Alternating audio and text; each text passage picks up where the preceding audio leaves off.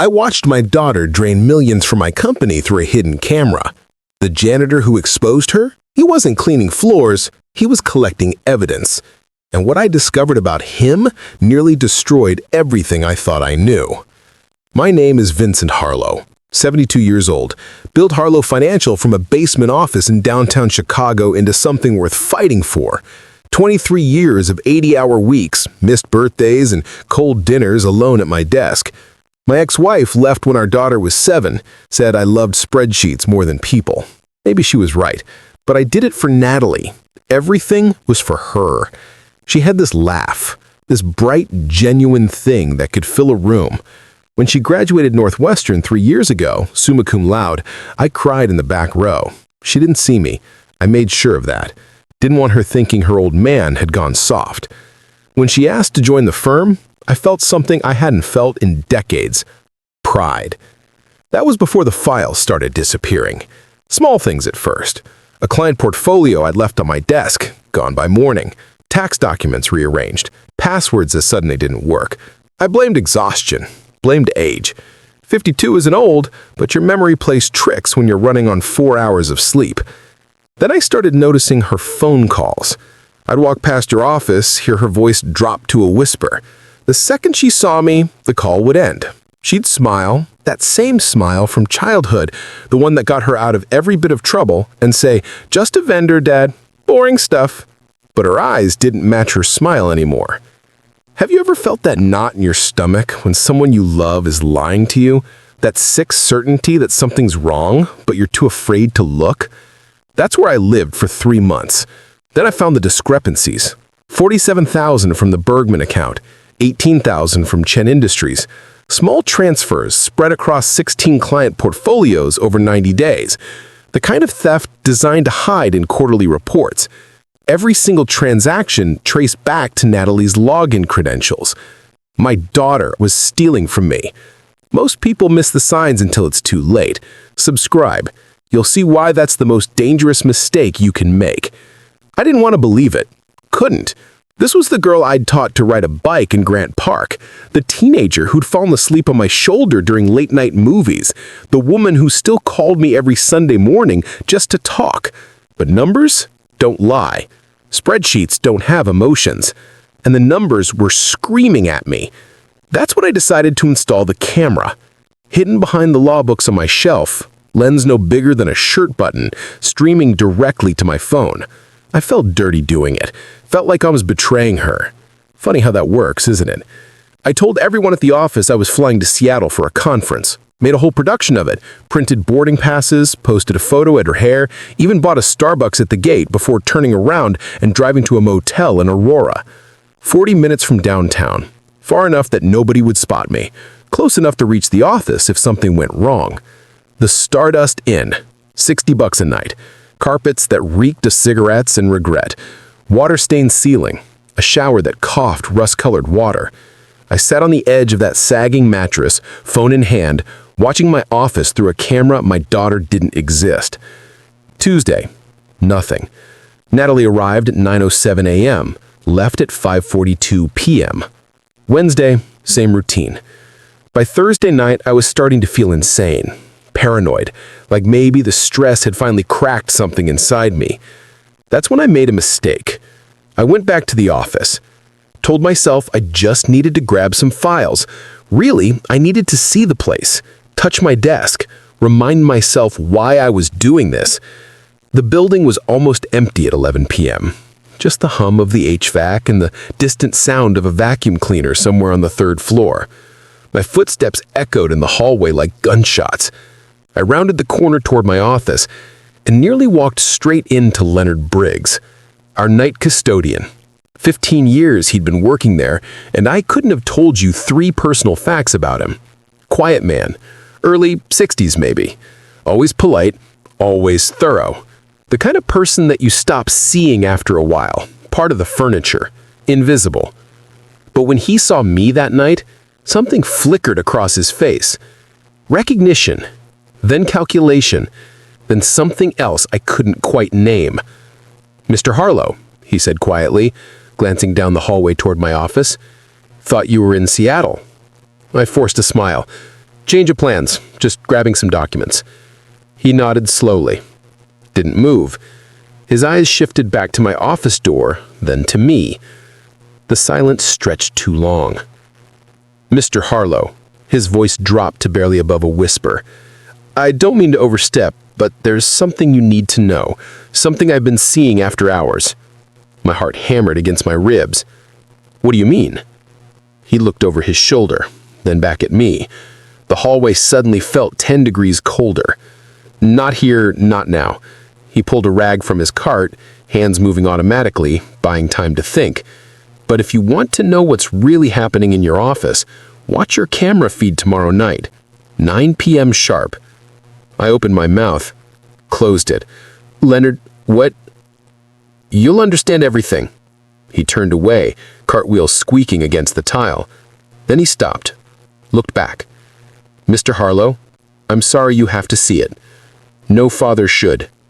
And he was gone. What he knew could destroy everything.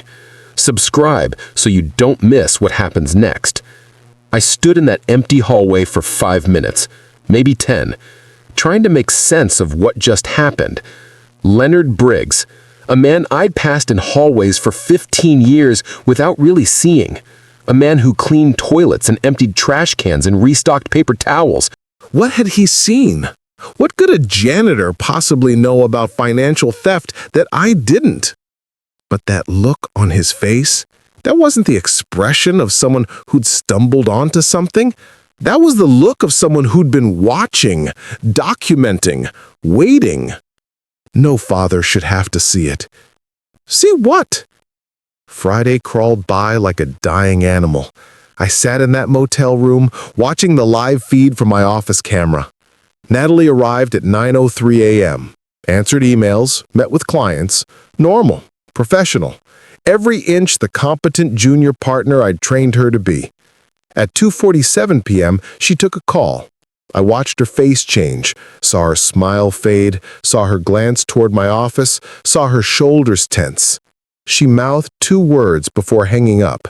He knows. I rewound the feed, watched it again. He knows. Was she talking about me? About Leonard? About someone else entirely? At 8:30 p.m., I ordered a pizza I couldn't eat. Grease congealing on cardboard, the smell made my stomach turn. 8:45 p.m., I poured whiskey I couldn't drink. Ice melting, diluting the amber liquid to something weak and pointless. 8:55 p.m., I sat on the edge of that motel bed, phone trembling in my hands, camera feed pulled up on the screen. My mouth was dry, my heart felt like it was trying to punch through my chest. 8:57 p.m., 8:58 p.m., 8:59 p.m., 9 p.m. My office was dark, empty, just shadows and the faint glow of Chicago skyline through the windows. Nothing. I waited. 1 minute, 2. Then, movement. The door opened. Natalie walked in. Behind her, Warren fucking Keller, my business partner, my friend of 15 years, the man who'd stood beside me through the early struggles, the near bankruptcy in 2015, the IRS audit that almost destroyed us. They were both carrying laptops. I couldn't breathe, couldn't move. My hand gripped the phone so hard I heard the case crack. Natalie went straight to my desk, turned on the lamp. Her face was all business, no hesitation, no guilt, like she'd done this 100 times before. We have maybe 20 minutes before Leonard finishes the East Wing. Then he'll come by to check, like always. Warren set his laptop next to hers. Your father's paranoid, but he's not stupid. If he ever looks at the real numbers, if he ever traces these transfers properly, we're finished. Real numbers, transfers. They weren't just stealing. They'd been doing this long enough to have a routine, long enough to time it around the janitor's schedule. We've been careful, Natalie said, fingers flying across her keyboard. The offshore accounts are clean. By the time he figures out what's happening, if he ever does, we'll have enough to disappear, start fresh somewhere else. Warren laughed, actually laughed. What about Leonard? He's a janitor, Warren. Even if he suspects something, who's going to believe him? My father certainly won't. He barely knows the man exists. Some would call this betrayal. Others call it survival. Comment below. Where's your line?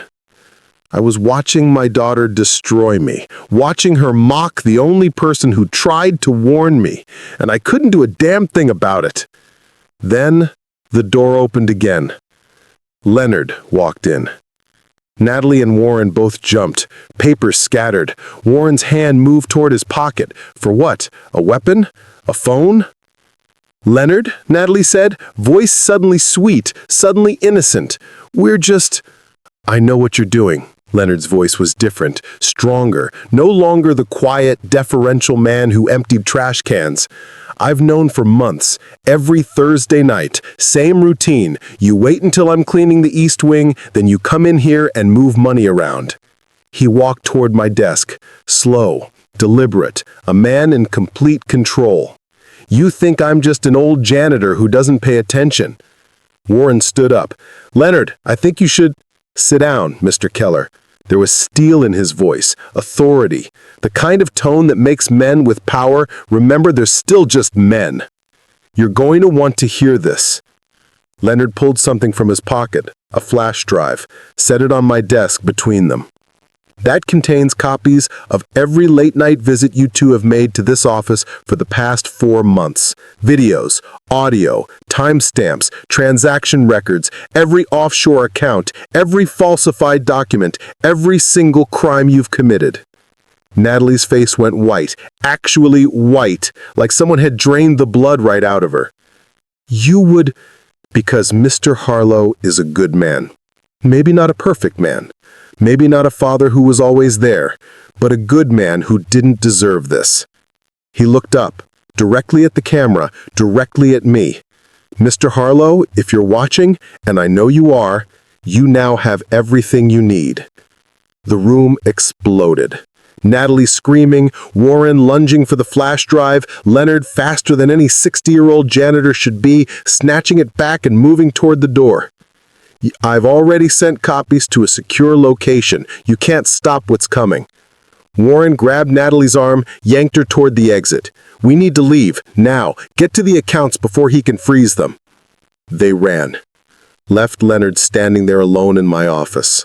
He looked at the camera one more time, and this is what he said. I'll never forget it. I'm sorry you had to see that, Mr. Harlow. No parent should watch their child betray them. But now you know the truth.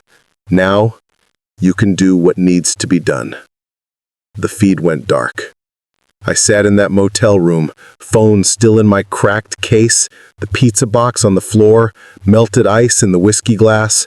My daughter, my partner, my entire world collapsed. I didn't cry. Couldn't. The tears were there, trapped somewhere behind my ribs, but they wouldn't come. Just pressure, just pain. Natalie had looked right at that camera, not knowing I was watching, and laughed about me. Called Leonard worthless, planned to take everything I'd built and disappear. 23 years. Every sacrifice, every missed moment, every choice I'd made that cost me my marriage, my youth, my life. For this. We've all trusted the wrong people. But what happens next changes everything. Subscribe, you're part of this now. But as I sat there in that cheap motel room, something began to shift inside me. The shock was fading. The pain was still there, it would always be there. But beneath it, something else was rising. Clarity. Natalie thought she knew me. Thought I was just another aging businessman, too trusting, too focused on quarterly reports to see what was happening in my own building. Warren thought I was weak. Thought our 15 years of friendship meant I'd never suspect him. They were both wrong. I stood up, walked to the bathroom, stared at myself in that cracked, spotted mirror.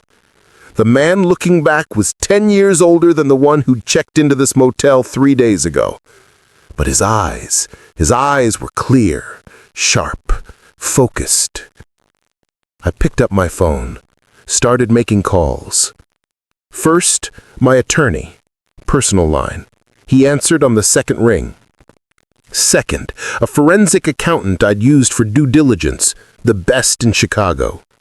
Third, an old friend from my college days who now worked for the FBI's Financial Crimes Division. By midnight, I had a plan.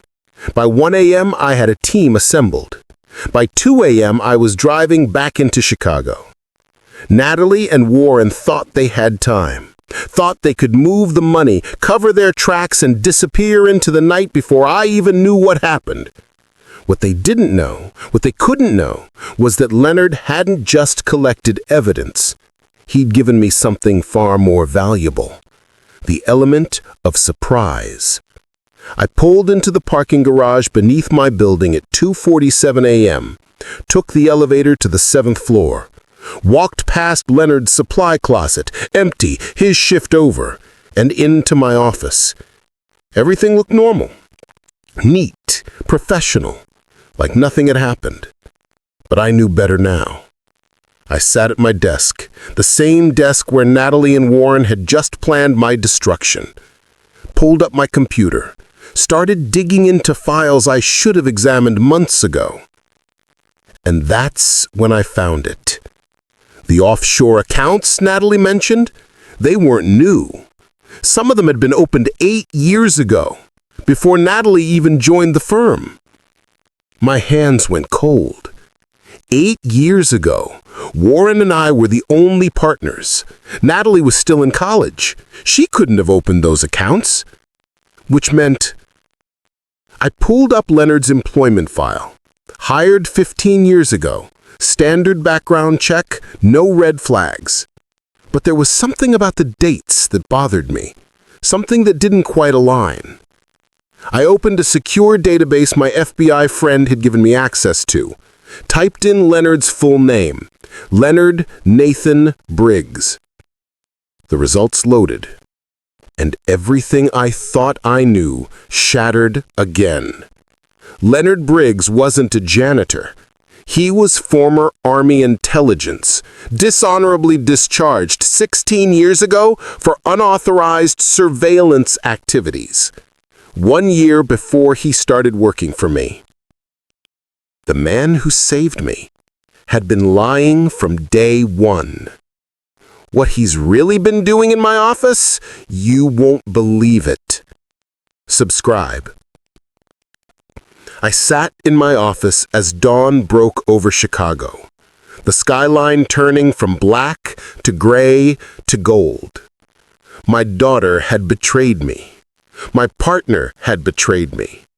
And the janitor who'd exposed them both, he'd been running surveillance on me for 15 years. The only question left was who had sent him, and what else had he been doing while I wasn't watching?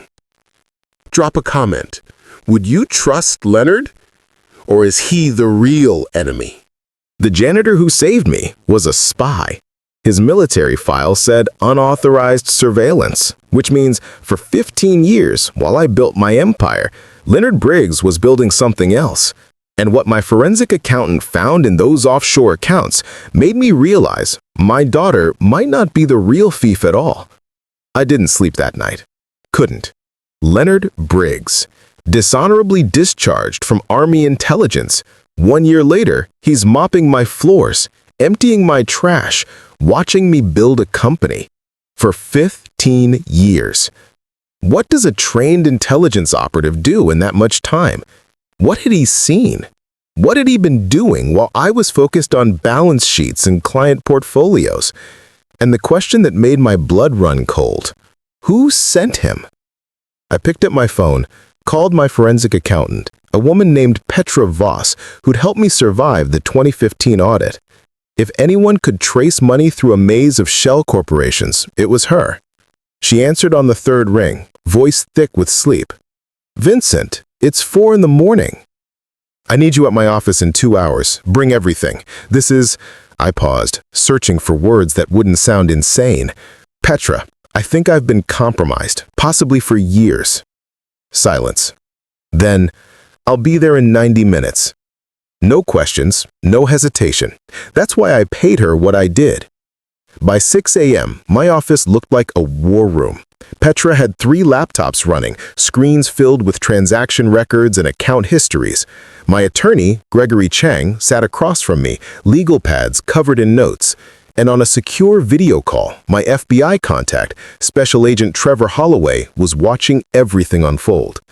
"Walk me through it again," Trevor said, his face pixelated on my monitor. "Your daughter and your partner are stealing from client accounts, but you think there's something else going on?" "The offshore accounts," I said. "Natalie mentioned them last night. Said they were clean, that they'd been careful, but when I pulled the records..." Petra cut in, spinning her laptop toward me. 4 accounts, opened between 2016 and 2017. That's 8 to 9 years ago, Vincent. Gregory leaned forward. "Your daughter didn't join the firm until 2022. She couldn't have opened those accounts." Exactly. I felt that knot in my stomach tighten.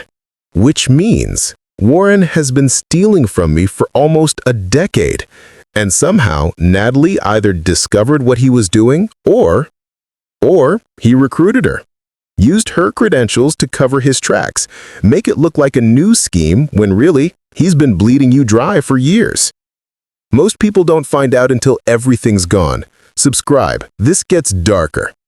I sat back in my chair. My office suddenly felt smaller, the walls closing in. Warren Keller. My friend.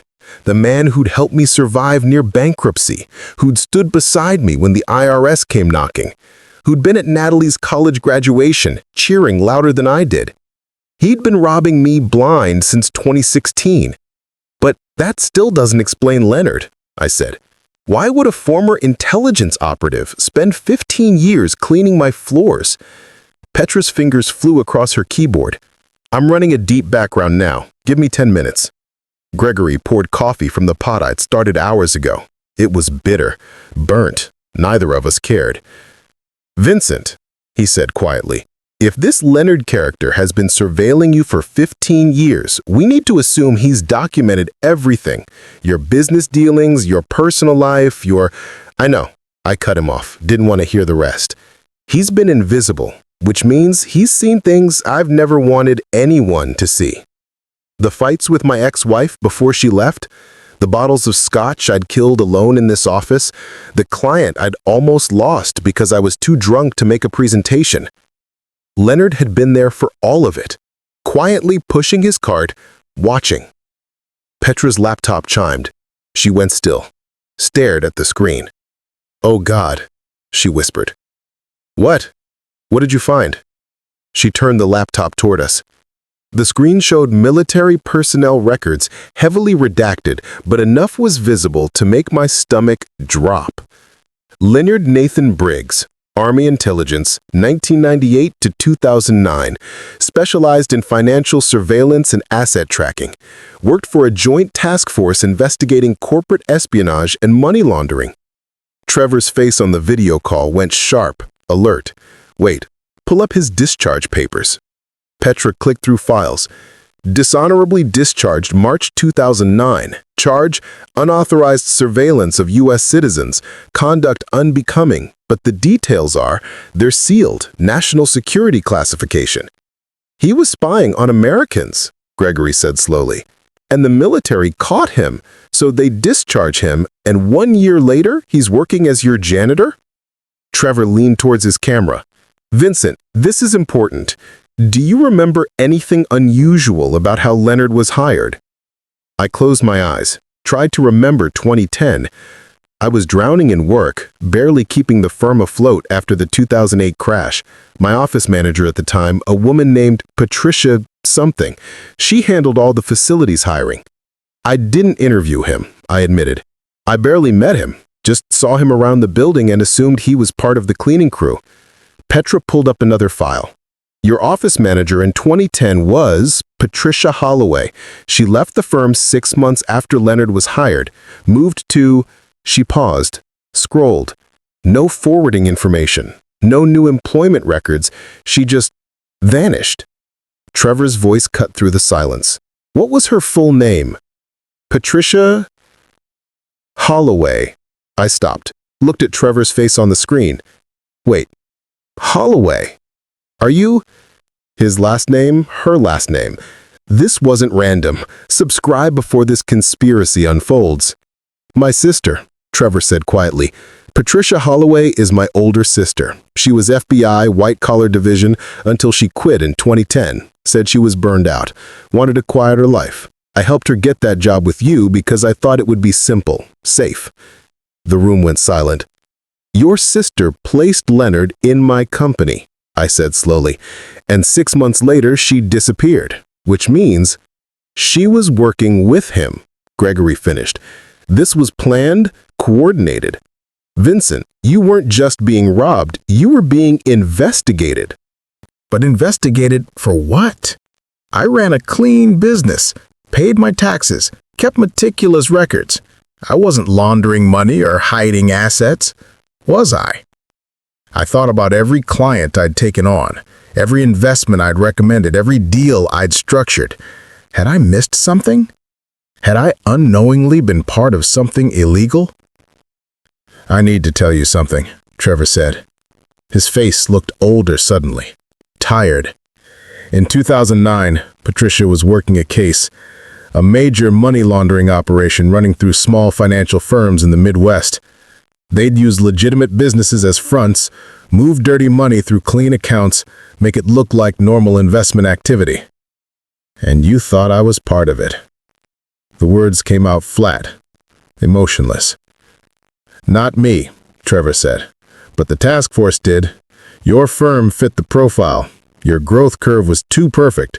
Your client list included known associates of the organization they were targeting. So they sent Patricia in to investigate, and she brought Leonard as her asset. I'd been under investigation for 15 years. By the FBI. By a man I'd said good morning to 1,000 times without really seeing him. And I never knew. Wait, Petra said. Her face had gone pale. Petra said, if Leonard was investigating Vincent for money laundering, he would have found evidence. But there's nothing here. Vincent's books are clean, which means... She pulled up a new set of records. Her hands were shaking. Oh no. Oh no. She spun the laptop again. Vincent, those offshore accounts, the ones opened in 2016, they weren't opened by Warren. What? I leaned over her shoulder, staring at the screen. Look at the authentication logs. The accounts were set up using your credentials, your passwords, your digital signatures. But you were in New York those dates. I checked your calendar. You couldn't have physically opened them. Gregory's voice was ice. Someone with access to Vincent's accounts and passwords opened them remotely. 3 sets of eyes turned to the video call. Trevor's face had gone gray. Patricia would have had all of Vincent's passwords. She was his office manager. She would have known his schedule, his patterns, his security protocols. Your sister wasn't investigating me, I said slowly, the pieces falling into place like dominoes. She was framing me. The FBI wasn't protecting Vincent. They were setting him up. Drop a comment if you saw this coming. For a long moment, nobody spoke. Trevor's face was stone. If Patricia used your credentials to open laundering accounts, she was setting you up to take the fall for the operation she was supposed to be investigating. And Leonard was documenting everything. Not to catch me in the act, to build evidence that would hold up in court, to make it look like I'd been running a money laundering operation for years. I thought about every late night Leonard had been here. Every time he'd emptied my trash, had he been photographing documents? Every time he'd cleaned my office, had he been installing surveillance equipment? For 15 years, I'd been living in a cage I couldn't see. But if that's true, Gregory said, why did Leonard expose Natalie and Warren last night? Why help Vincent at all? Petra pulled up the transaction records again, studied them with fresh eyes. Because they were stealing from the wrong accounts. She pointed to the screen. Natalie and Warren were pulling money from legitimate client portfolios, money that was already clean. But these offshore accounts, the ones Patricia set up, they contained dirty money, money that came from the laundering operation.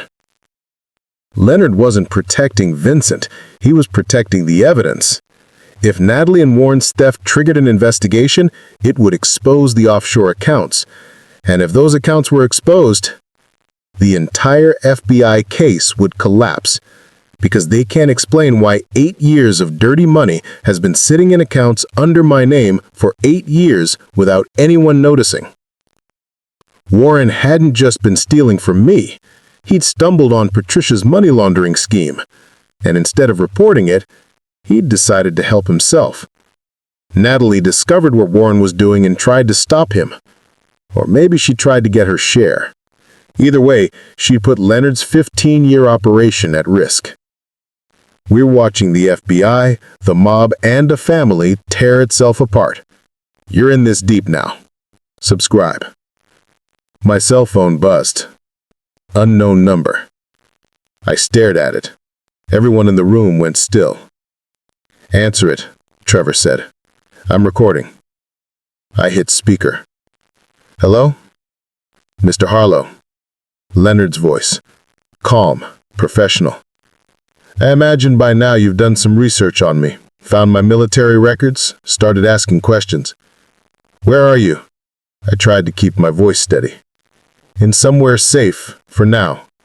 But we don't have much time, so I'll be direct. You need to meet me, alone. Millennium Park, 6 a.m. tomorrow, by the Cloud Gate sculpture. Why would I? Because your daughter is in danger. Because Warren Killer isn't working alone. And because the money you think is missing, that's not the real problem. The real problem is the money you don't know about. The money I've been protecting you from for 15 years. What money? But I already knew. The offshore accounts. The laundering scheme.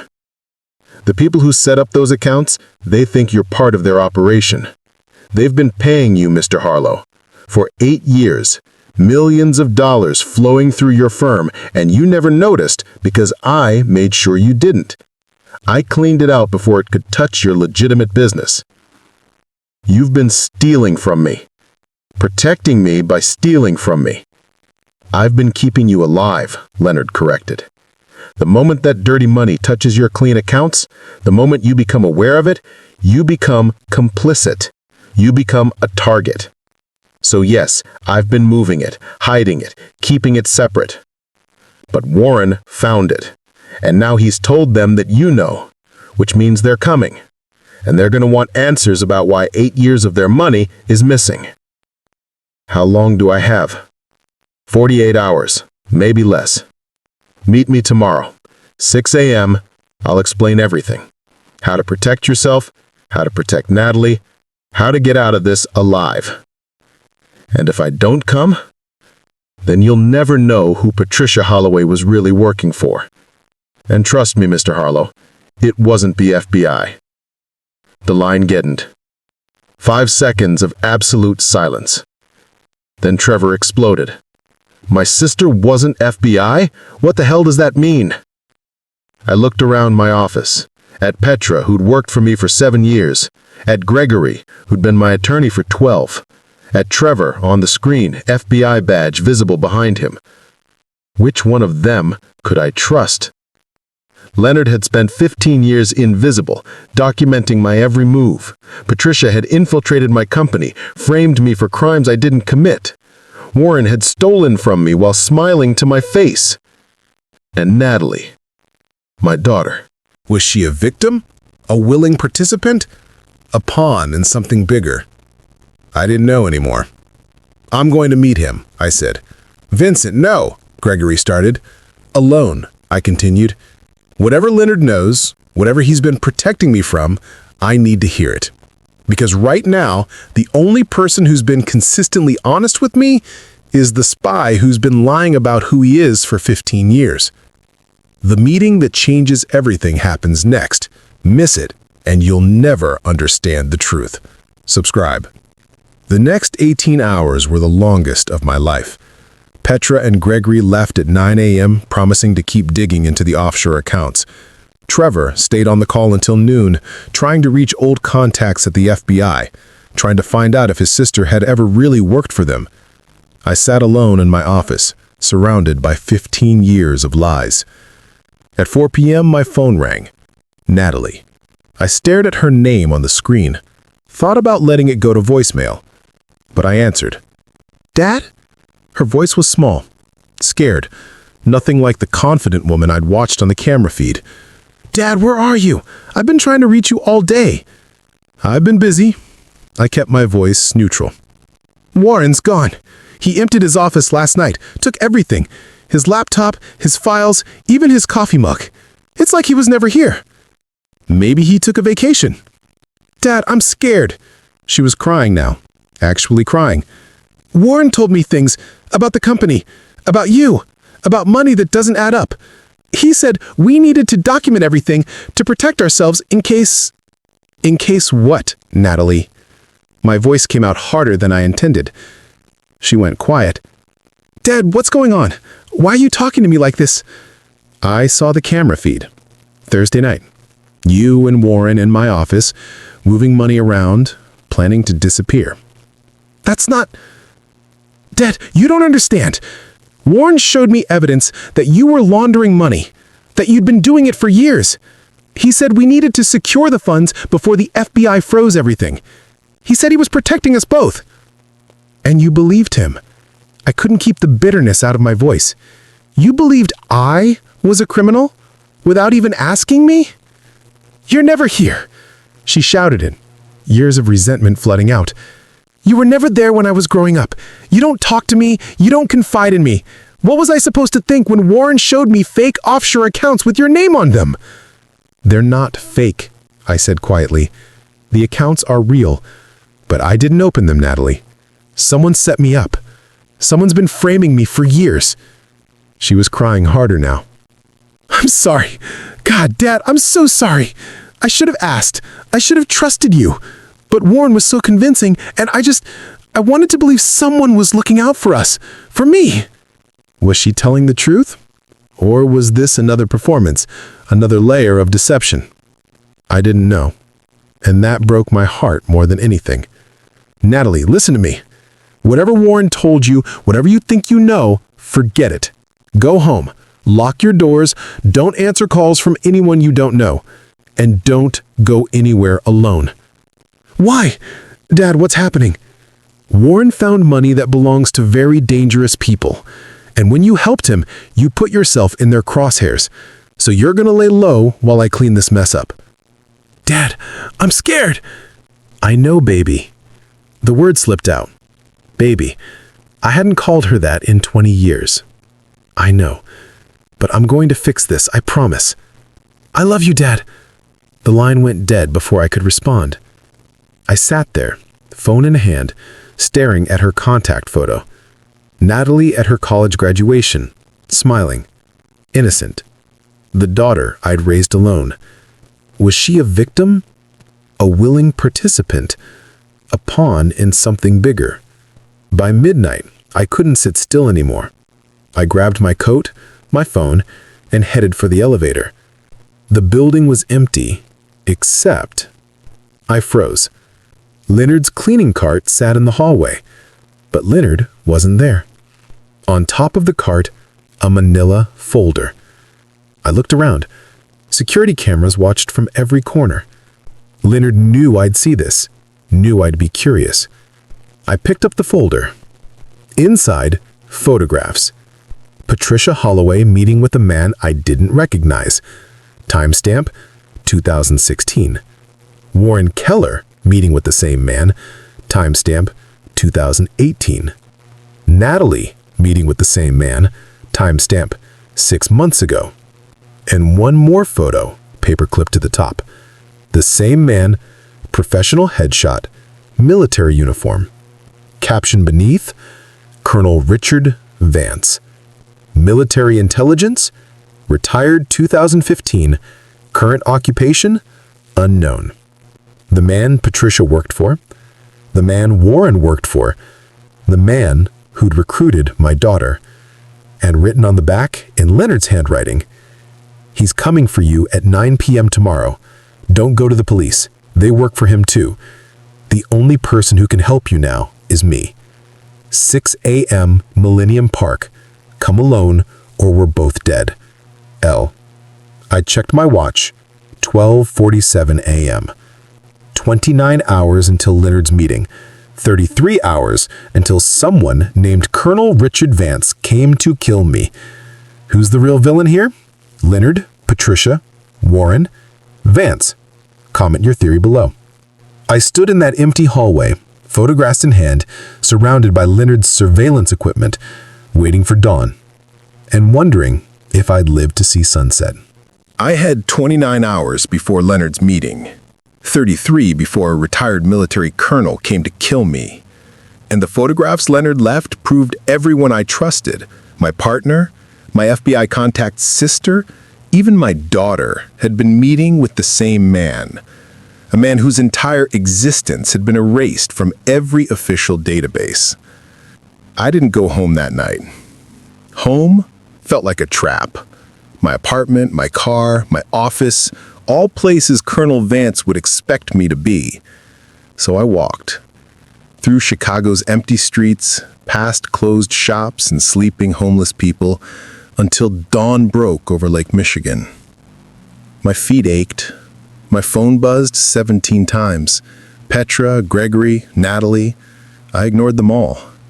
Whatever Leonard needed to tell me, I couldn't risk Vance's people tracking the conversation. At 5:47 a.m., I reached Millennium Park. The Cloud Gate sculpture, locals call it the Bean, reflected the pink and orange sunrise, distorting the skyline into a warped mirror. A few early joggers passed by. The homeless man slept on a bench 50 yards away.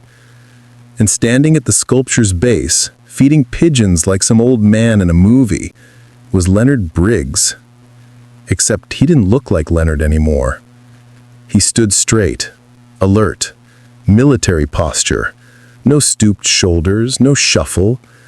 This wasn't the janitor I'd barely noticed for 15 years. This was the intelligence operative he'd always been. Mr. Harlow. He didn't turn around, just kept feeding the birds. "You came alone. Good. You said Natalie's in danger." I stayed 10 feet back. Didn't trust him. Didn't trust anyone. Talk. He finally looked at me. His eyes were different too. Sharp. Calculating. Patricia Holloway recruited me in 2009. But she wasn't FBI. She was freelance intelligence, working for Colonel Richard Vance, former military intelligence turned private contractor. Very private, very dangerous. Why me? Why my company? 23 years ago, you took startup capital from Richard Chen. You remember him? I nodded. Chen had given me $200,000 when no bank would. Died 3 years ago of a heart attack. Chen wasn't a legitimate investor. He was a front for a massive money laundering network. Cartels, offshore accounts, shell corporations. Your firm was supposed to be another washing machine. But you were too honest, too meticulous. You kept clean books. Chen's dirty money couldn't touch your operation without raising flags. Vincent was supposed to be a criminal. He wasn't. That made him dangerous. Subscribe. This gets worse. So Chen panicked, called in Vance to fix the problem. Vance sent Patricia to investigate, to find out if you were genuinely clean or just good at hiding it. She placed me as her asset. And what did you find? That you were exactly what you appeared to be. A workaholic trying to build something legitimate. A father who'd sacrificed everything for a daughter who barely knew him. You weren't a criminal, Mr. Harlow. You were just human. The way he said it made my throat tight. 15 years. He'd watched me at my worst. Drunk, angry, alone. And somewhere in all that surveillance, he'd decided I was worth protecting. But Chen couldn't accept that, so Vance decided to make you dirty. They opened offshore accounts using your credentials Patricia stole. They funneled 8 years of laundered money through those accounts, and they waited for you to eventually discover it, to use it, to become complicit. But I never found it. Because I made sure you didn't. Every month for 8 years, I transferred the dirty money out before it could touch your legitimate accounts. Moved it through dummy corporations, rerouted it to holding accounts Vance couldn't trace. I cleaned your books while documenting everything Vance's network did. Why? The word came out rough. Why protect me? He was quiet for a moment. Because I was dishonorably discharged for unauthorized surveillance. You know what that means? I was spying on Americans without warrants, without oversight. I destroyed innocent lives because I followed orders. And when I finally questioned those orders, they threw me away. His jaw tightened. You reminded me of one of my targets. A good man running a small business. We built a case that sent him to prison for 20 years. He was innocent. I knew it. But I did my job anyway. So when I realized you were clean, I couldn't do it again. I couldn't watch another innocent man get destroyed because someone needed a scapegoat. Was Leonard a hero or just guilty? Come at your verdict below. Warren Keller found the offshore accounts 2 years ago. Instead of reporting it, he decided to help himself. Started small, a few thousand here and there. I noticed immediately, but I let it go. Figured if he took enough, Vance would eliminate him and solve my problem. But Natalie found out. 6 months ago, yes. Warren panicked, told her you were laundering money, showed her fake evidence, convinced her you were going to prison unless she helped secure the funds. She believed him because I was never there. I finished. The guilt hit fresh. Because she had no reason to trust me. Warren's theft triggered alarms in Vance's network. They think you authorized it, think you finally decided to steal from them after years of moving their money. And Vance? He doesn't negotiate. He eliminates problems. You said he's coming tonight, 9 p.m.? To your office. He'll make it look like a robbery gone wrong. You'll be found dead at your desk, and the offshore accounts will disappear. Clean ending. He pulled a flash drive from his pocket, different from the one he'd shown Natalie and Warren. This contains everything. 8 years of transactions, shell companies, Vance's entire network, names, dates, account numbers, enough evidence to bring down 50 people. He held it out. I didn't take it. Why give it to me? Why not go to the FBI yourself? Because Vance has people inside the FBI, inside the Chicago PD, inside every agency that matters. If I surface, I'm dead in 24 hours. But you're a legitimate businessman with legitimate connections. You can hide in plain sight while I disappear. You want me to be the face of this. Take the risk while you run. I want you to survive. And the only way you survive is if Vance's network gets exposed before 9 p.m. tonight. Full media blast, press releases, congressional inquiries. Make it so public that killing you becomes more dangerous than letting you live. I stared at the flash drive. Everything I'd built, my reputation, my company, my relationship with Natalie, it would all be connected to a money laundering scandal. Even if I proved my innocence, the stain would never wash off. But I'd be alive. I took the flash drive. Vincent just signed his death warrant, or his salvation. Subscribe. You need to see this. My phone buzzed. Petra's name flashing. I answered. What? Vincent, get somewhere safe. Now. Her voice was panicked. I've been tracing Warren's accounts. He withdrew everything last night, every penny from those offshore accounts, $7.2 million, wire transfer to a bank in the Cayman Islands. My blood went cold. When? 2 a.m., 6 hours ago. Vincent, if Warren took Vance's money, Vance thinks I authorized it. I looked at Leonard. His face had gone gray. He thinks I stole from him. Leonard grabbed my arm. You need to go public now, not tonight, now. If Warren's already run, Vance won't wait until 9 p.m. He'll move as soon as he realizes the money's gone. How long do I have? Hours, maybe less. Get to a news station. Get this story out before.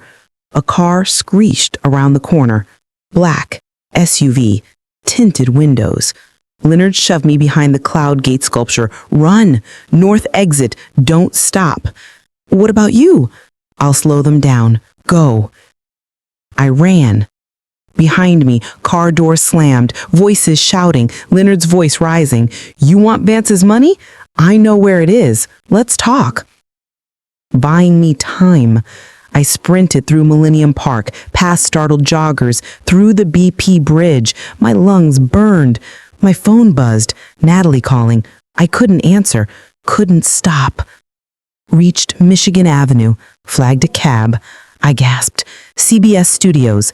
WBBM. Fast. The race to go public starts now. Miss the next chapter, and you'll never know who survives. Subscribe.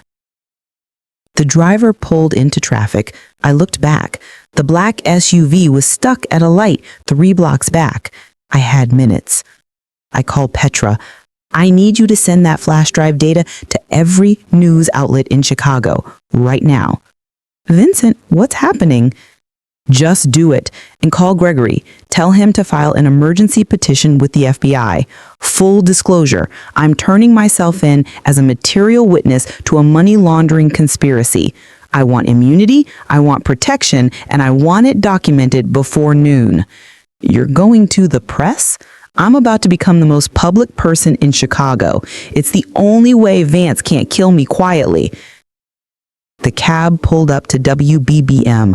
I threw cash at the driver and ran inside. The receptionist looked up. Sir, do you have an appointment? My name is Vincent Harlow. I run a financial firm that's been used to launder hundreds of millions of dollars for the past 8 years without my knowledge. A retired military colonel is planning to kill me I checked my watch, in approximately 6 hours, and I have evidence that will bring down 50 criminals, including people inside federal law enforcement. Her eyes went wide. She picked up the phone. Security, we have actually, get me the news director, right now. By noon, I was on every channel. By 1 p.m., federal agents had surrounded my office building. By 2 p.m., the offshore accounts were frozen. By 3 p.m., arrest warrants were issued for 15 people connected to Vance's network. I sat in a federal safe house watching my life explode on television, my face on every screen. Chicago businessman exposes money laundering network. Whistleblower claims Colonel framed him for crimes. Gregory sat beside me. You are either the bravest man I know or the stupidest. Probably both. The door opened. Federal agents brought Natalie in. She looked destroyed, eyes red, mascara streaked. She saw me and stopped. Dad, are you okay? I asked, the question I should have asked her 6 months ago, a year ago, every day of her life. She collapsed into the chair across from me. Warren's gone. Just gone. The FBI says he stole millions, that he's been lying to me about everything. I know, baby. He thought I was protecting us. I thought you were the criminal and Warren was trying to help. I'm so sorry, Dad. She couldn't finish, just cried.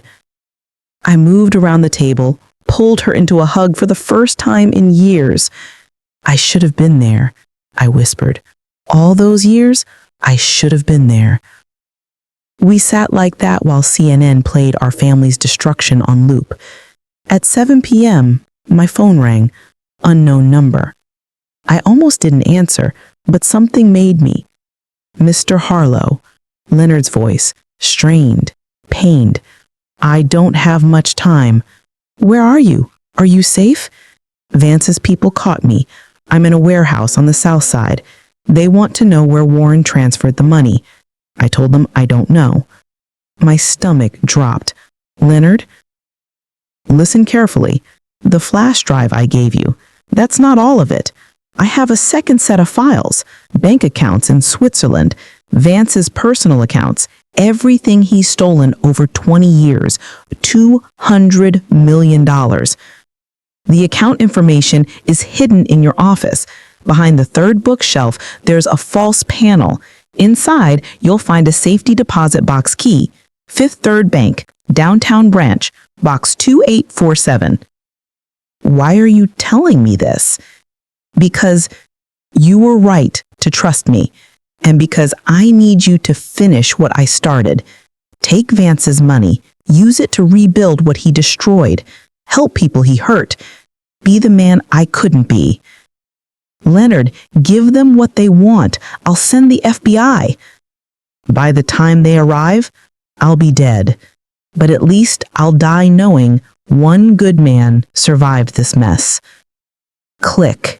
I stared at my phone. Gregory and Natalie looked at me, questions in their eyes. He's gone, I said quietly. Leonard's gone. The spy who saved Vincent just paid the ultimate price. But his final gift changes everything.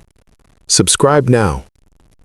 At 9 p.m., the exact time Vance was supposed to kill me, federal agents raided the warehouse on the south side. They found Leonard's body. They also found 4 of Vance's operatives, including the man from the photographs. Colonel Richard Vance himself had fled the country 6 hours earlier, tipped off by someone inside the investigation. He was still out there, still dangerous. But I was alive. The next day, I went to Fifth Third Bank, found box 2847. Inside, account numbers for $200 million in stolen money, and a handwritten note from Leonard. Mr. Harlow, this money belongs to no one now. Vance can't claim it without exposing himself. The government can't seize it without admitting they knew about the laundering for years. So it's yours. Not because you earned it, but because you're the only one who use it right. Build something good, something that matters, and tell Natalie her father was always a better man than he believed. LB. I sat in my office, surrounded by federal agents, journalists camped outside, my daughter down the hall trying to salvage what was left of our firm, and stared at those account numbers. $200 million.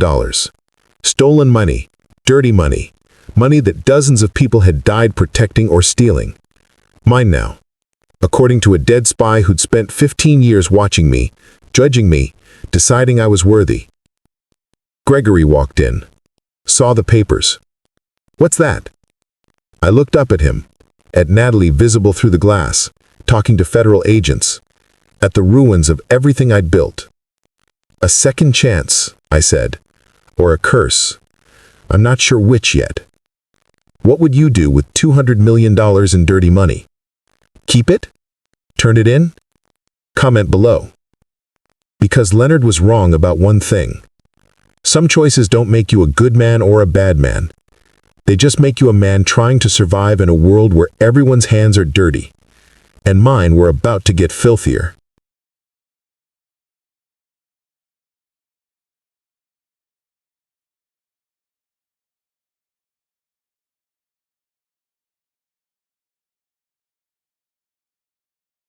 I had $200 million in blood money and 48 hours to decide. Turn it in and lose everything, or keep it and become the criminal they always thought I was.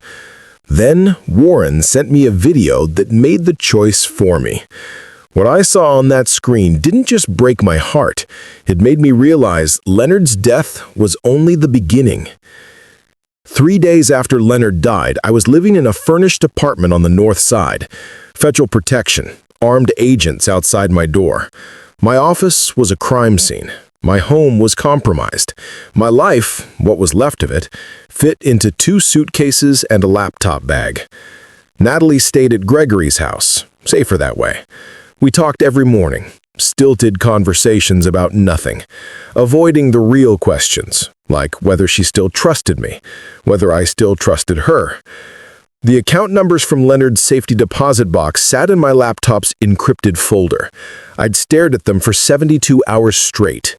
$200 million. Money that belonged to Colonel Vance. Money that was technically stolen property.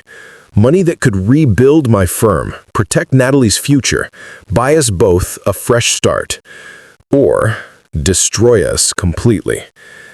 Would you keep blood money to save your family? Subscribe. Vincent's choice gets darker. Gregory had been clear. Touch that money and you're no different than Vance, no different than Warren. The FBI's watching your accounts. One suspicious transfer and your immunity deal evaporates. He was right. I knew he was right. My phone buzzed. Unknown number. 4th one that morning. I'd been ignoring them.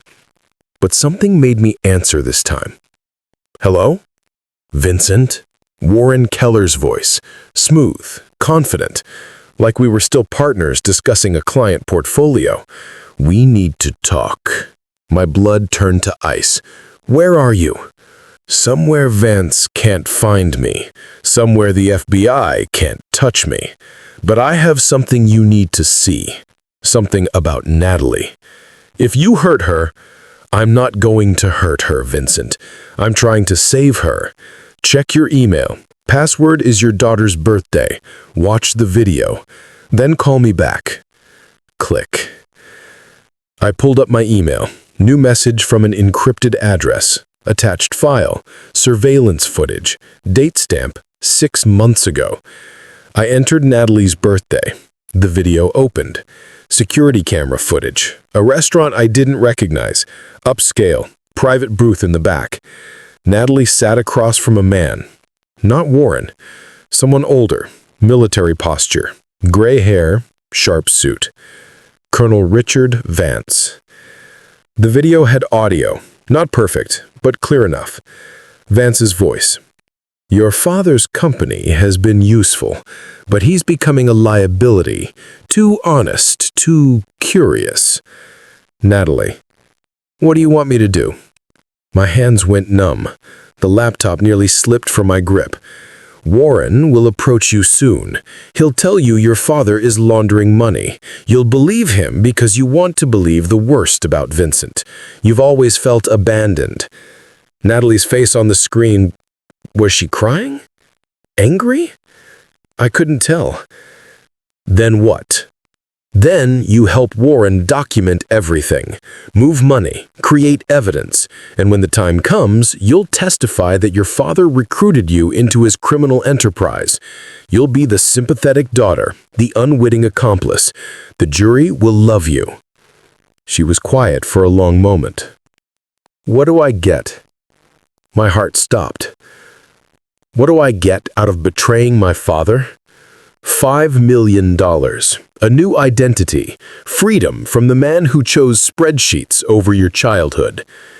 The camera zoomed slightly. Natalie's expression was unreadable. Then she stood up. Go to hell. She threw her drink in Vance's face and walked out. The video ended. I sat there staring at the frozen frame, Natalie's back as she left the restaurant. Walking away from $5 million. Walking away from revenge against a father who'd failed her. Choosing me. My phone buzzed. Text from Warren's number. Keep watching. A second video file appeared in my email. Same restaurant, different angle. This footage showed Vance after Natalie left. He made a phone call. The audio was garbled, but I caught fragments. Daughter's a problem. Emotional liability. Needs to be handled before the exposure. Make it look accidental. My phone rang immediately. Warren again. I answered. What the hell is this? 6 months ago, Vance ordered a hit on Natalie because she refused to help frame you. I've been protecting her ever since, Vincent. That's why I brought her into the theft scheme. It was the only way to keep Vance from killing her. As long as she was useful, she stayed alive. Warren wasn't the villain. He was protecting Natalie. Everything you thought was wrong. Subscribe now. You stole $7 million, Warren. Don't pretend this was all truism. I stole Vance's money to buy leverage, to have something valuable enough that he'd negotiate instead of kill. But he's not negotiating, Vincent. He's eliminating everyone who knows about his network.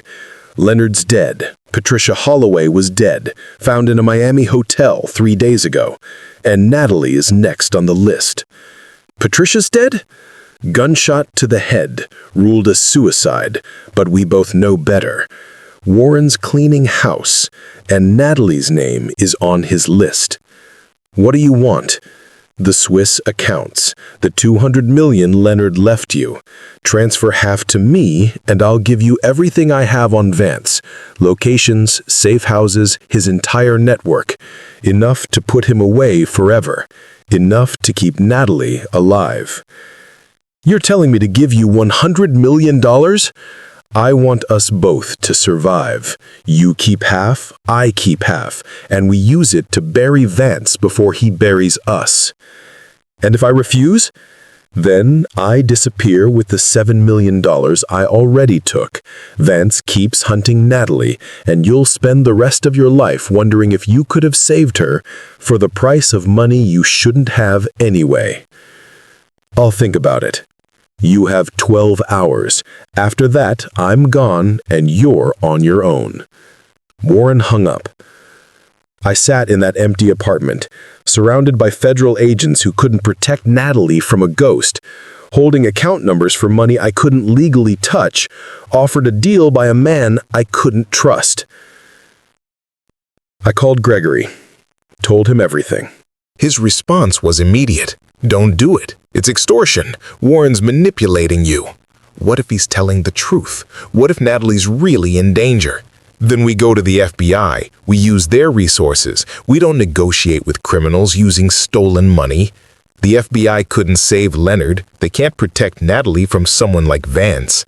Vincent, the moment you touch that money, you become guilty. You lose your immunity. You lose everything. I already lost everything, I said quietly. My company's destroyed. My reputation's ruined. The only thing I have left is Natalie, and I'm not gambling with her life. If you do this, I can't represent you anymore. Attorney-client privilege doesn't cover ongoing criminal activity. I know. Vincent. Thank you, Gregory, for everything. But this is where we part ways. I hung up. Vincent just chose his daughter over the law. Would you? Comment your answer below. I pulled up the Swiss account information, logged into the system using Leonard's credentials, stared at the balance, $198,347,622.18. Money that had been stolen from drug cartels, corrupt officials, human traffickers. Money Leonard had taken from Vance's network piece by piece over 2 decades. Devil's money. I created a new account, transferred $90 million to Warren's specified account in the Cayman Islands. My hand shook as I hit confirm. Transfer complete. I'd just become a criminal, officially, irrevocably. My phone buzzed 30 seconds later. Text from Warren. Received. Check your email. A massive encrypted file. I downloaded it, hand still trembling. Inside, everything Warren had promised. Vance's locations, safe houses in Montana, Wyoming, offshore in Belize, shell company names, financial records, names of operatives still working for him, photos, surveillance footage, enough evidence to dismantle Vance's entire operation. Warren's text, "We're even now. Use this to protect Natalie. And Vincent, I really am sorry for all of it." Then, one more thing. Your ex-wife didn't leave because you were a workaholic. Vance paid her to leave. Needed you isolated, vulnerable, focused only on work. She took $2 million and disappeared. thought you should know. My ex-wife, Catherine, the woman I'd loved, the mother of my child, she'd been paid to leave us. 23 years. Vance had been manipulating my life for 23 years. Since the day Richard Chen gave me startup capital, every major decision, every loss, every moment of pain, orchestrated. I stood up, paced the apartment. The federal agents outside my door had no idea what I'd just done, what I'd just become. I opened Warren's files, started reading. Location data. Vance was hiding in a compound outside Missoula, Montana, heavily guarded, off-grid, unreachable by conventional law enforcement, but not unreachable by me. Vincent's about to do something the FBI can't. Miss this and you'll regret it. Subscribe now. A knock on my door. Female voice. Mr. Harlow, you have a visitor. Natalie walked in, flanked by 2 federal agents. She looked exhausted. Beautiful still, but worn down by stress and fear. Dad, we need to talk. I pulled her into a hug, held her tight. I know about Vance's meeting 6 months ago, the restaurant, what he offered you. She pulled back. How do you... Warren sent me the footage. You walked away from $5 million. You chose me. Tears welled in her eyes. I was so angry at you, for years, for never being there, for choosing work over me. And when Vance offered me money to betray you, part of me wanted to take it, just to hurt you back. But I couldn't, because under all that anger, I still loved you. I still remembered the dad who taught me to ride a bike, who stayed up all night when I had pneumonia, who cried at my graduation even though he tried to hide it. I'm sorry, Natalie, for everything I missed, every moment I chose wrong. I thought I was building us a future, but all I built was distance. I'm going to fix this. Vance wants you dead because you refused to help him destroy me. That ends now. Dad, what are you planning? Something Leonard would have done. Something Vance won't expect. I showed her Warren's files on my laptop. Vance is in Montana, hiding, thinking he's untouchable. But I know where he is, and I have $100 million to make sure he never hurts anyone again. You can't go after him yourself. You're not a... Dad, you're a financial consultant, not a killer, I finished. You're right, I'm not. But I know people who are. 23 years building a financial firm means connections, clients who owe favors, former military contractors who needed legitimate business fronts, men with particular skills who appreciated discretion. I'd never called in those favors. Until now. 36 hours after transferring the money, I was on a private plane heading to Montana. Natalie was safely hidden with Petra Voss's family in Wisconsin. Gregory had officially withdrawn as my counsel. The FBI thought I was still in my protected apartment. Nobody knew where I really was. With me, 3 men I'd helped over the years, former special operations. They'd ask no questions when I offered them each $1 million for 48 hours of work. All they needed was a target. Vincent's hunt for Vance begins. The final confrontation is next. Subscribe, you can't miss the ending. We landed at a private airstrip outside Missoula at 2 a.m. 2 SUVs waited for us. No plates, no tracking. The drive to Vance's compound took 90 minutes through mountain roads. Chain link fence, guard towers, 4 visible sentries, motion sensors. Vance had turned his retirement into a fortress. But fortresses have weaknesses. My team leader, a man named Dixon who'd served in Afghanistan, studied the compound through night vision binoculars. 6 guards total, rotating shifts. Blind spot on the northwest corner where the fence meets the tree line. We can cut through, disable the motion sensors, and be inside in 4 minutes. And Vance? Main house, 2nd floor, lights still on. He's awake, probably paranoid after Leonard's exposure. Dixon lowered the binoculars. You sure about this, Mr. Harlow? Once we go in, there's no backing out. He tried to kill my daughter. He destroyed Leonard. He manipulated my life for 23 years. I'm sure. We moved through the trees, silent, practiced. Dixon cut the fence while another operative disabled the sensors. We slipped through. 2 guards down with tranquilizer darts before they knew we were there. inside the main house in 6 minutes. Vance sat in his study, brandy in hand, reading a file. He set down his glass, not surprised, just resigned. Vincent Harlow, I wondered if you'd find me. My team secured the room, closed the curtains, made sure we wouldn't be interrupted. I sat across from Vance, the man who'd haunted my life. You paid my wife to leave. Catherine, yes, lovely woman, $2 million, and she didn't even ask why. Just took the money and ran. He smiled. You really knew how to pick 'em. You tried to kill my daughter. Business decision. She became a liability. Nothing personal. Why me? Why spend 23 years destroying my life? Richard Chen owed me $70 million. He'd been laundering money for my network, but he got sloppy, started skimming. So I killed him and decided to collect from his investments. Your firm was supposed to be easy pickings, another corrupt financial consultant I could control. But you weren't corrupt. You were annoyingly, stupidly honest. So I had to make you corrupt, frame you, break you, turn you into the criminal I needed you to be. But Leonard protected you, cleaned your books, kept you ignorant, cost me 20 years of work. And when Warren finally gave me an opening, when he stole my money and gave me an excuse to eliminate everyone, you went public, turned yourself into a whistleblower. Brilliant, really.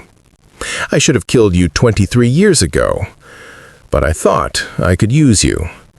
My mistake. I pulled out a tablet, showed Vance the screen. This is a live feed to the FBI, the SEC, and 6 major news networks. Everything you just said, recorded, broadcast, backed up to 12 different servers. His face went pale. You're bluffing. I learned from Leonard. Documentation is everything. You have 2 options. Option 1, I let my team handle this. You disappear. Nobody ever finds you. Your network collapses without leadership. Option 2, you turn yourself in.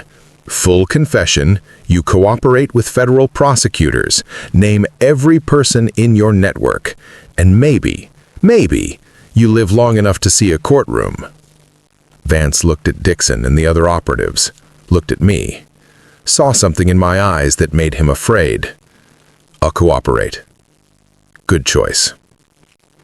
2 hours later, federal agents swarmed the compound. Vance was in custody. His guards were arrested. His files, everything Warren had given me plus everything we found on site, became evidence.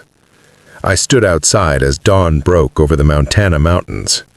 I'd saved Natalie, destroyed Vance, avenged Leonard. But I'd used blood money to do it. I'd broken laws, crossed lines, become the thing Vance always thought I was. My phone rang. FBI Special Agent Trevor Holloway. Vincent, we have Vance, but we have questions about how you found him, about the resources you used, the money you moved. I know, I said quietly. I'll answer them all. But first, I need you to promise me something. What? Natalie stays clear of this. She had nothing to do with Montana, nothing to do with the Swiss accounts. Whatever happens to me, she walks away clean. Long silence. I'll do what I can, but Vincent, what you did up there, the laws you broke, there will be consequences. I know. I looked at Dixon and his team, already disappearing into the woods. I've always known. Vincent saved his daughter, but became a criminal. Was it worth it? Drop your verdict in the comments. I flew back to Chicago alone. The apartment was empty. The federal agents were gone. Just me and a laptop containing evidence of my crimes. I could run, take the remaining $100 million and disappear like Warren, or I could face what I'd done. I called Natalie. I'm coming to get you. We're going to the FBI together. Whatever happens next, we face it as a family. She was crying. Dad, they'll arrest you. I know, but I'm done running, done hiding, done being the man who wasn't there. Leonard died protecting me. The least I can do is stand up for what's right, even if it's 23 years too late. But as I packed my laptop and prepared to turn myself in, an email arrived. From Leonard's encrypted account, sent on a delayed timer. Subject line: "If you're reading this, I'm dead. But Vincent, I'm not the hero you think I am. There's one more thing you need to know about your daughter. One more secret that changes everything. Check the attached video, then decide if confession is really the right move. L.B." I stared at the email. The attachment was labeled Natalie_Truth 2019.mp4. My finger hovered over the download button. After everything, after Vance, after Warren, after Patricia and the money and the lies, was there really one more secret? One more betrayal I hadn't seen coming? Leonard's final email contained a video from 2019, 4 years before everything fell apart. What I saw made me realize my daughter wasn't the victim I thought she was. She wasn't the villain either. She was something far more dangerous. She was me. And the choice I had to make in the next 60 minutes would either save us both or destroy what was left of our family forever. My hand shook as I clicked download. The file was large, 23 minutes of footage, high quality, professional surveillance, Leonard's work. I pressed play. Date stamp, March 15, 2019. 4 years ago, Natalie would have been 23, just graduated from Northwestern, 6 months before she asked to join my firm. The location? A coffee shop in Lincoln Park, late afternoon. Spring sunshine through the windows. Natalie sat across from someone I didn't recognize. A woman, early 50s, elegant, professional. The woman's voice was calm, measured. "Your father doesn't know you're here." Natalie shook her head. "He doesn't know anything about me. Never has. My name is Patricia Holloway. I worked for your father 10 years ago, before you were in high school." My blood went cold. Patricia, Trevor's sister, the woman who'd planted Leonard in my company, the woman found dead in Miami. She was talking to my daughter in 2019. Everything you thought you knew is wrong. Subscribe. This revelation changes everything. I know what Vincent did to your mother. I know he drove her away, made her so miserable she had no choice but to leave. Natalie's face hardened. He chose work over us, every single time. It's worse than that, Natalie. Your father took money, dirty money, from dangerous people. And when your mother found out, when she threatened to expose him, he paid her to disappear, to abandon you. I watched my daughter's face crumble. The lie was perfect, close enough to truth to feel real. Catherine had taken money and left. I'd been working with Richard Chin's network without knowing it. Patricia had woven facts into fiction so seamlessly that even I would have believed it. That son of a bitch. He always made it seem like she was the one who abandoned us, like she was weak. She wasn't weak. She was terrified of your father, of the people he worked for. So she took the money and ran because it was the only way to stay alive. I'm building a case against your father, Patricia continued. A federal case. Money laundering, conspiracy, fraud. But I need someone on the inside. Someone he trusts, someone who can document his crimes. You want me to spy on my own father? Patricia leaned forward. I want you to help bring a criminal to justice, and in the process, I can help you find your mother, the woman he drove into hiding. Wouldn't you like to see her again? My daughter sat there, coffee growing cold, sunshine on her face. 23 years old, wounded by abandonment, angry at a father who'd never been there. And she said, "What do I have to do?" I paused the video, stood up, paced the apartment. My daughter had been recruited by Patricia 4 years ago, before she joined my firm, before Warren, before everything. She'd been working against me from the beginning. Every conversation we'd had, every Sunday morning phone call, every time she asked about clients or accounts or business strategies, she'd been gathering evidence. Not for the FBI, for Patricia, for Vance's network. Natalie was never the victim. She was part of the plan. Comment if you saw this coming. I forced myself to keep watching. The video cut to a different scene. Same day, different location. Natalie in her car talking on the phone. But not to Patricia. To someone else. Did she believe you? A male voice. Calm. Controlled. Every word. Natalie replied. Patricia thinks I'm angry enough to betray my father, that I want revenge for Mom leaving. Good. Let her think that. The deeper you get into her operation, the more we learn about Vance's network. My hands went numb. Natalie wasn't working for Patricia. She was playing Patricia. Be careful, Natalie. These people are dangerous. If they suspect you're not really on their side. I know, Leonard. I'll be careful. Leonard. My daughter had been working with Leonard for 4 years, since 2019. The scene changed again. Interior location. Dark. A basement or warehouse. Leonard and Natalie together.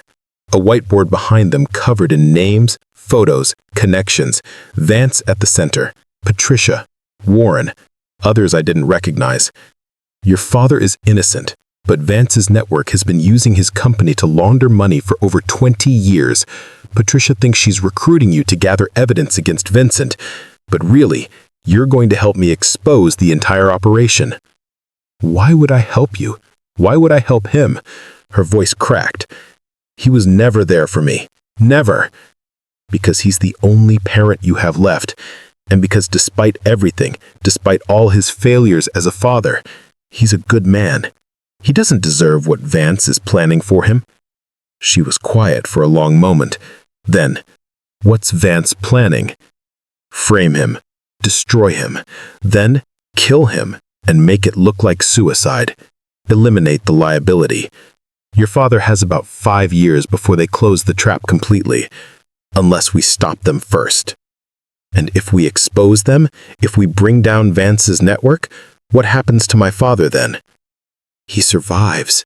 He gets his life back, maybe even gets a relationship with his daughter.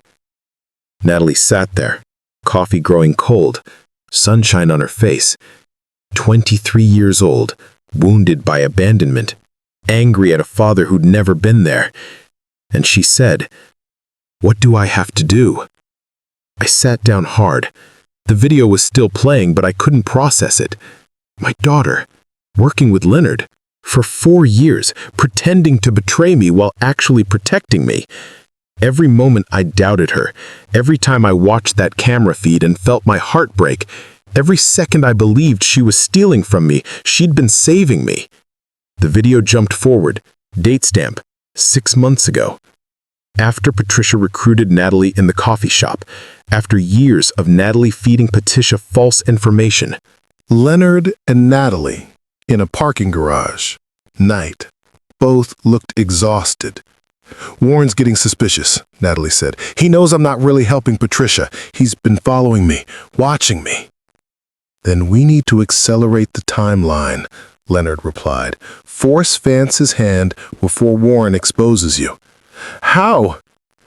Leonard pulled out a flash drive. "I'm going to give your father evidence. Make him think I'm exposing you and Warren. Make him go public. The media exposure will force Vance to act, to either eliminate everyone or run. Either way, it brings him into the open." "My father will think I betrayed him. He'll hate me." "Temporarily, but he'll be alive.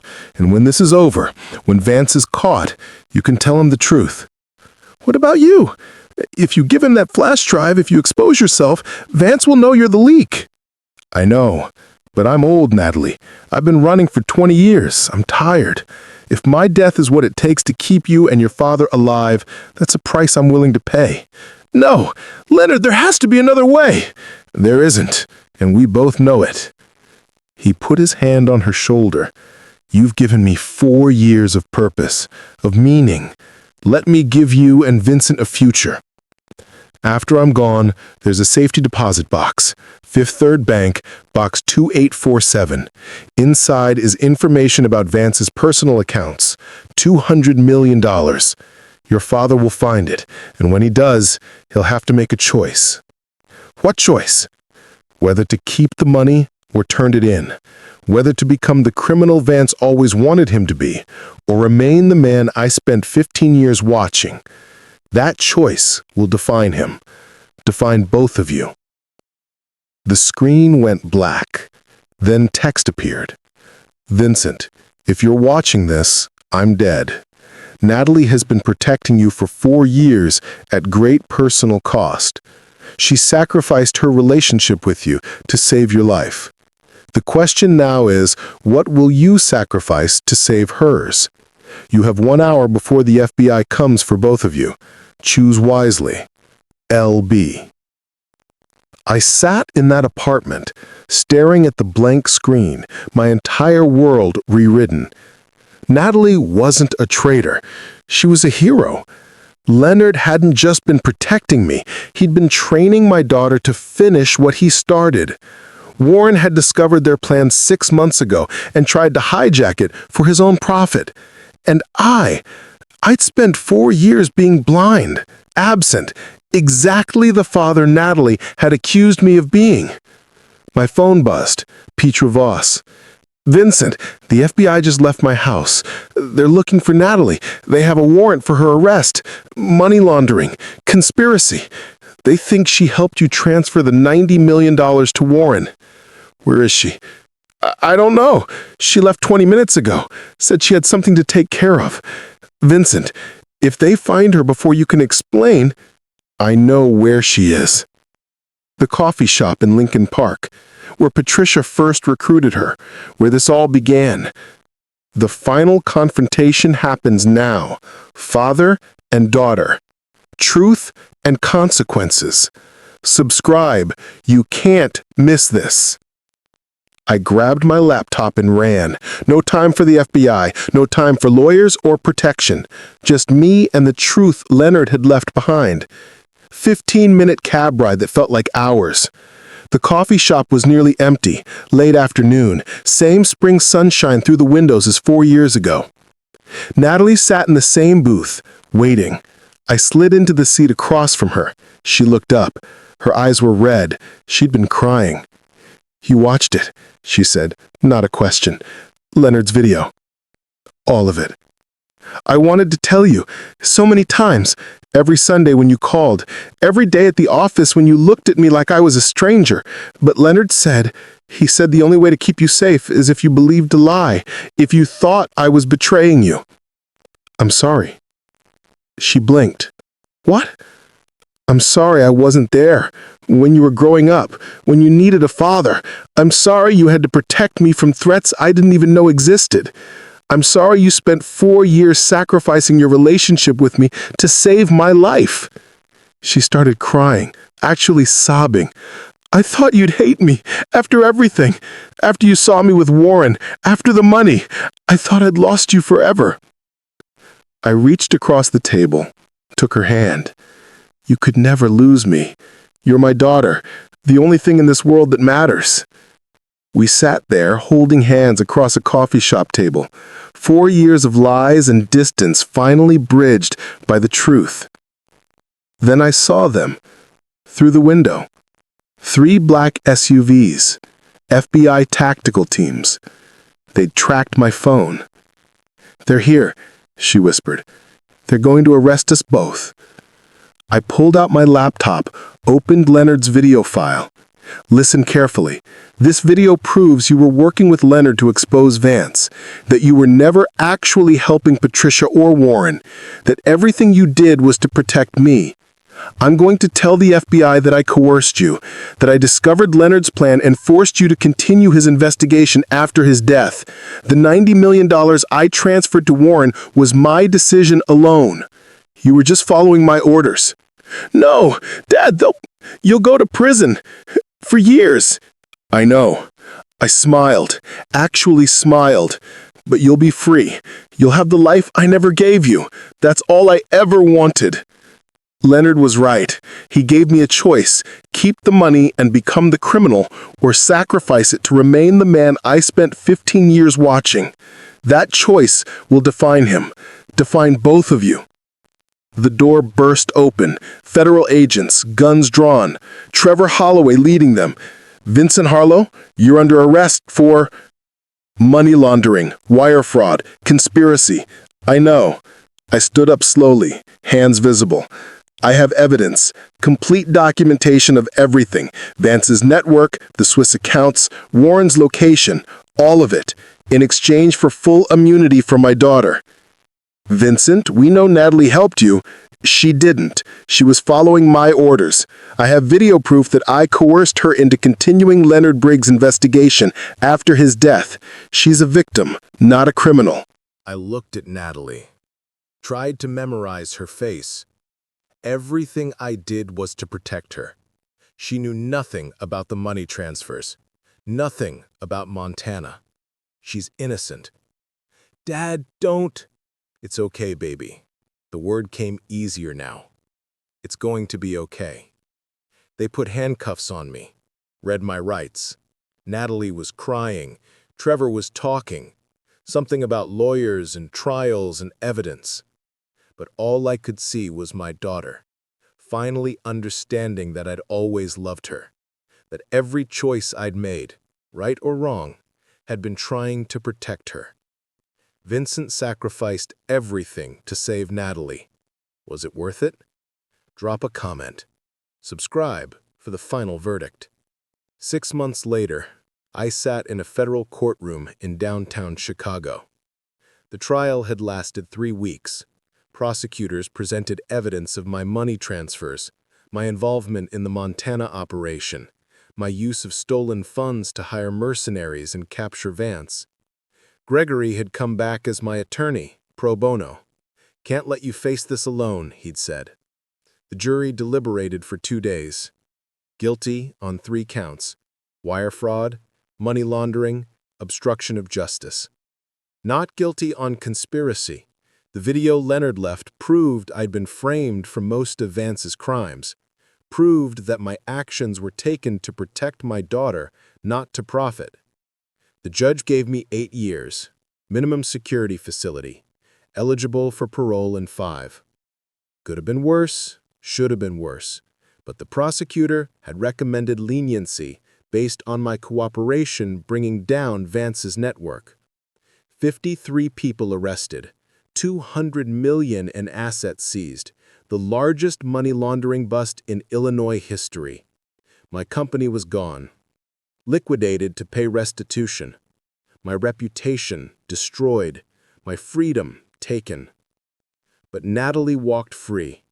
Complete immunity, no charges, clean record. She visited me every week, brought photos, told me about her life. She'd started a new company, consulting, legitimate, growing.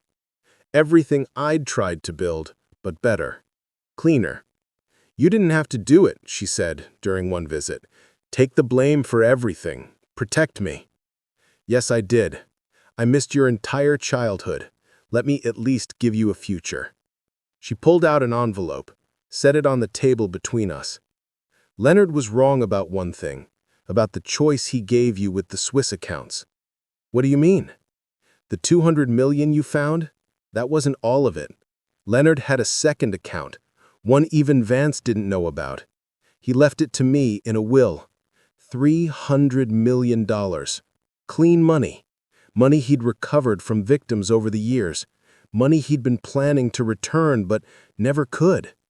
Natalie, I'm using it to pay your restitution, to pay your legal fees. And when you get out, there'll be enough left to start over, both of us, together. That money should go back to the victims, to people Vance hurt. It will. Half of it. I've already set up a foundation, Leonard Briggs Memorial Fund, helping families destroyed by financial crimes. The other half, that's for us, for the family we never got to be. I looked at my daughter through the prison visiting room glass. 27 years old. Strong, brilliant, everything I'd hoped she'd become. "I'm proud of you," I said. "So incredibly proud." "I learned from the best," she replied. "A father who sacrificed everything to protect his daughter, and a spy who spent 15 years teaching that daughter how to be brave." Leonard had been right. The choice he'd given me, keep the money or turn it in, had defined me, but not the way he'd expected. I'd chosen a third option. I'd used the money to save my daughter, then sacrificed my freedom to protect hers, and in doing so, I'd finally become the father I should have been all along.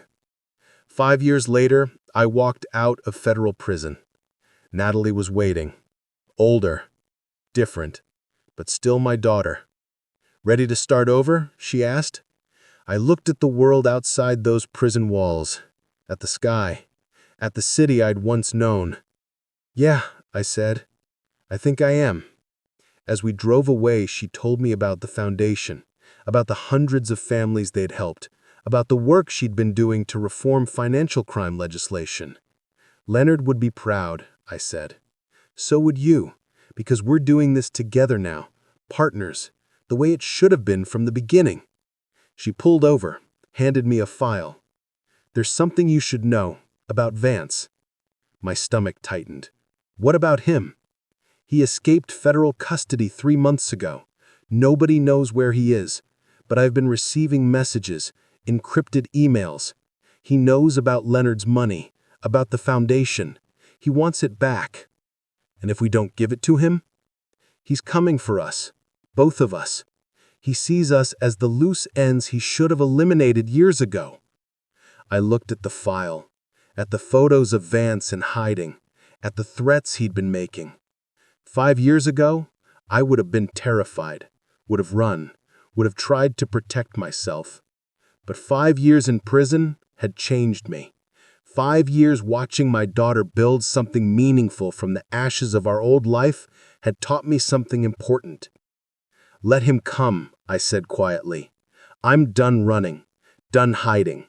If Vance wants a war, he's going to get one. But this time, he's not fighting a blind businessman. He's fighting a father who's already lost everything and has nothing left to fear." Natalie smiled. Not a scared smile, a dangerous one. "Good. Because I've been preparing for this fight for 5 years, and I know exactly how to end it." "Then let's finish what Leonard started." We drove into Chicago's skyline. 2 survivors who'd lost everything and gained each other, ready to face one last enemy. Together. Vincent and Natalie survived, but Vance is still out there. Should there be a sequel? Comment yes if you want to see the final battle.